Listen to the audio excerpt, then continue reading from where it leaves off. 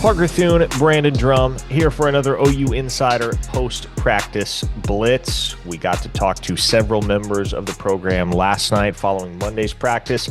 We will hear from Ben Arbuckle and Brent Venables later this morning, as per the usual on Tuesdays. But Brandon, it's a big week.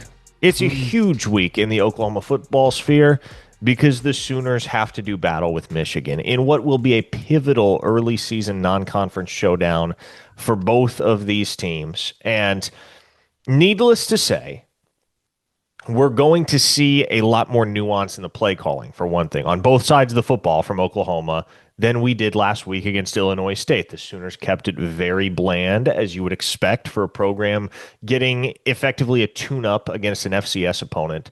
But make no mistake, the Sooners are going to come out and pull no punches in terms of scheming, in terms of deception. You know, when we talked to Kendall Daniels last night, he said, everything we do defensively is exotic. That was his comment on the matter. And so if exotic is what you're looking for, rest assured, both Brent Venables and Ben Arbuckle should be in their bag this weekend. You'd think, right? I can't imagine the offense is going to be as bland. Even in the run game, I think Oklahoma basically ran the same 3 or 4 split zones on opposite directions. They ran a jet sweep. If you want to call that a run play, it goes down in the stat book as a pass naturally. But they ran a couple of GT counters to the left, to the right. Everything was super bland. There wasn't a lot of different looks. There wasn't a lot of different personnel sets. It was about as chalk as you could get. And OU was very purposeful in not showing anything. They got out a little bit easier than Michigan did. Michigan had a little bit of you don't want to say a scare, because I don't think that the game was ever in doubt, but I think it was closer than everybody thought it was going to be, because I know you and I kept looking down at ours going, it's a 10-point game? What? 14? What? Like that, it doesn't compute, right? But then when you look at it and you talk to people, Michigan, they talk about Justice Haynes, they talk about Bryce Underwood, and they say that the stat is very deceiving. Stat line's very deceiving with Bryce Underwood and how he played. It's just how he carried himself, all that type of stuff. But again, they ran the ball a lot with Justice Haynes. They ran the ball quite a bit with Bryce Underwood.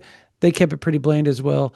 I'm going to be interested to see, just because Oklahoma held so many guys out, Parker, how they go out with the ones, in particular on offense on Saturday. That's going to be kind of the big news, right? Like, who trots out with the ones on offense? Is it going to be Hot? Is it going to be Xavier Robinson? Is it going to be Javonte Barnes? Well, yeah, I don't know. You know, to your point, a couple guys who didn't practice on Monday and whose availability is, well, let's just say up in the air going into the Michigan game. More on their specific injury situations at OUinsider.com. But Jacob Sexton didn't practice. Torrey Blaylock didn't practice. And I'll say this, Brandon, we mentioned in the post-game podcast, but Luke Baklenko actually played pretty well at left tackle for Oklahoma on Saturday against Illinois State. Luke Baklenko was a pleasant surprise.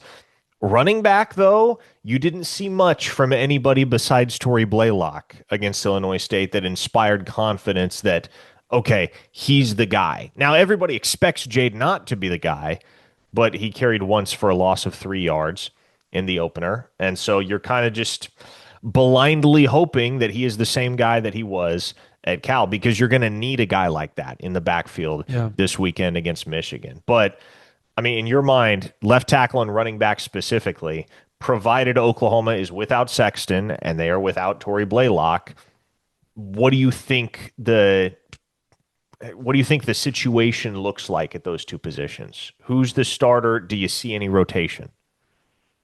I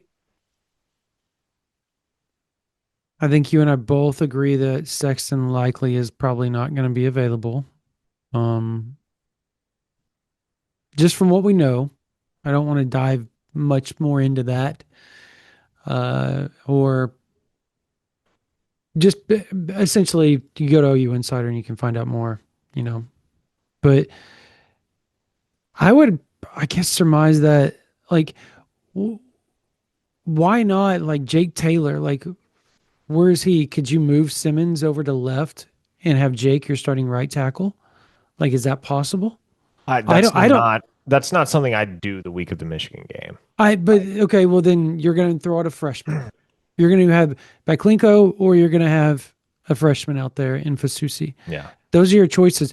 And I don't know if I want a freshman out there. So I guess Baklinko's going to be your starting left tackle, right Yeah. Well, and tackle. keep in mind, this dude has plenty of experience going back to his days at Stanford. He's got plenty of starting experience at both tackle positions. Yeah, and he So played in the I, Big Ten, so he kind of understands it. Yeah, I guess so. I think Yeah. what it's going to be, I think kind of what it has to be is Baklenko till it ain't, right? If he starts getting it handed to him by that Michigan front and whoever he lines up against, Eno, Etta, or whoever it may be, then okay. Derek Moore. Derek Moore being another one. Two guys that were almost Sooners back in the day. Yeah, and Um, Jay Sean Barry. Like they're so full like of them on I it. think you got to roll with the guy that has experience, and that is Baklenko. And if Yeah. at any point he seems overwhelmed or is simply not holding up, then you have to turn to the higher ceiling guy and just hope you have something. And the higher ceiling guy is certainly Michael Fasusi. He's arguably the highest ceiling offensive lineman on Oklahoma's entire roster. So that's probably what you're looking at left tackle. And then again, feels like you better hope it's the Jaden Knott show in the backfield Yeah. because Javante Barnes did not prove much of anything in the opener. And who knows at this point with Xavier Robinson and Taylor Tatum and the health issues that they were juggling throughout the month of August that Mhm. kept them out for a chunk of fall camp. Yeah, it's scary. Like you could tell Xavier's still trying to get his feet underneath him. Like you could just tell he wasn't the Xavier that we saw last year during SEC play. And I think um, this offense fits him. So I don't understand why he couldn't have played a little better. I think he will play better this week. I think another week, preparation, getting more reps, I think is going to play into it. I will be shocked if we see a ton of Javante Barnes. I just will.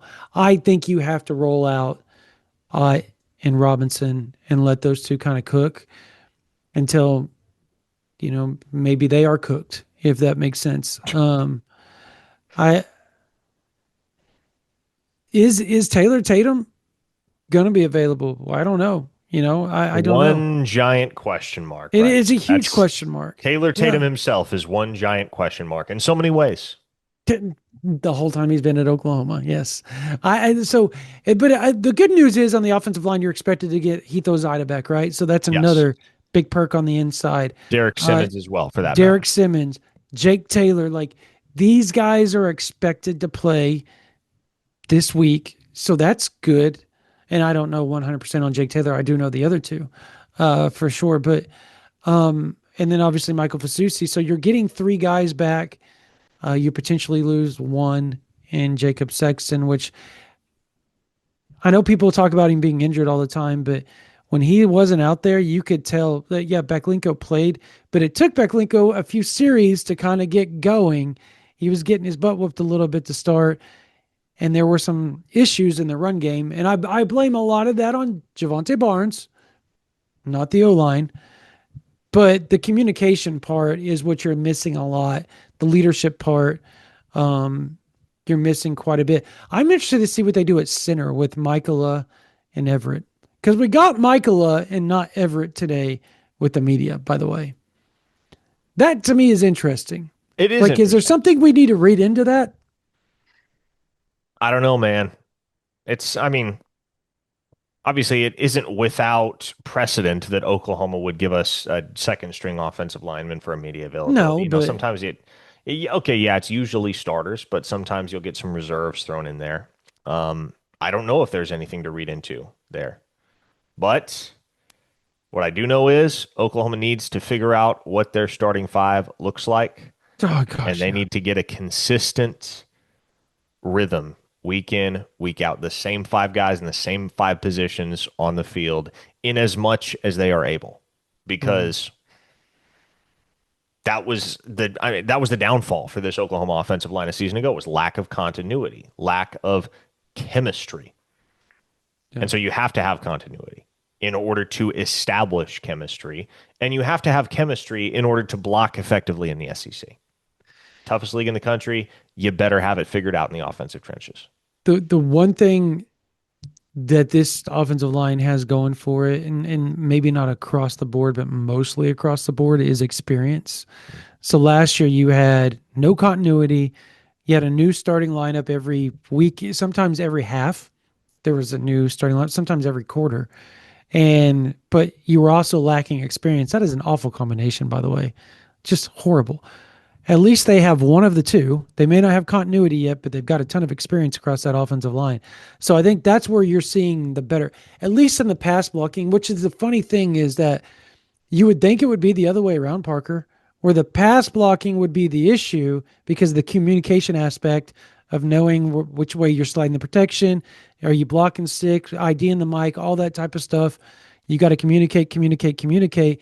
And run block is you kind of know what you're supposed to do on your run block, right? Whether it's zone, head up, all that type of stuff.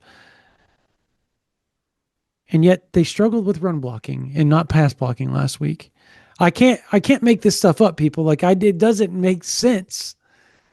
But welcome to Oklahoma 24 and 25 on the offensive line. It's a crapshoot. It's a crapshoot.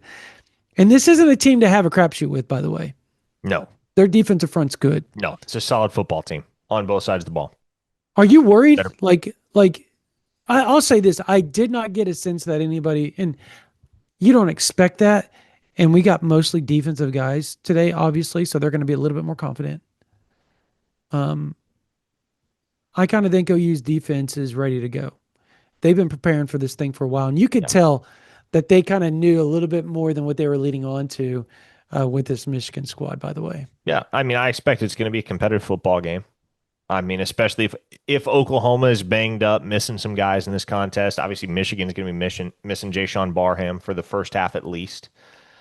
So both sides are going to be dealing with that predicament to a certain extent. Mm-hmm. But I don't know that I necessarily feel it. I once did that if there's runaway potential, it belongs to Oklahoma in this game. Now, at this point, I'm not really sure either team runs away from the other. I think you're looking at a 4-quarter football game. And I think ultimately you're coming down to you're looking at a football game that comes down to execution.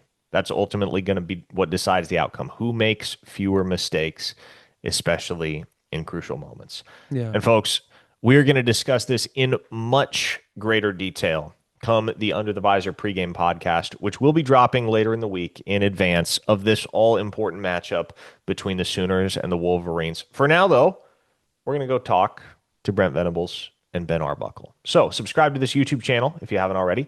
Subscribe at OUinsider.com for the best OU football and recruiting intel in the market. We will see you over there, and we'll see you next week for another post-practice blitz.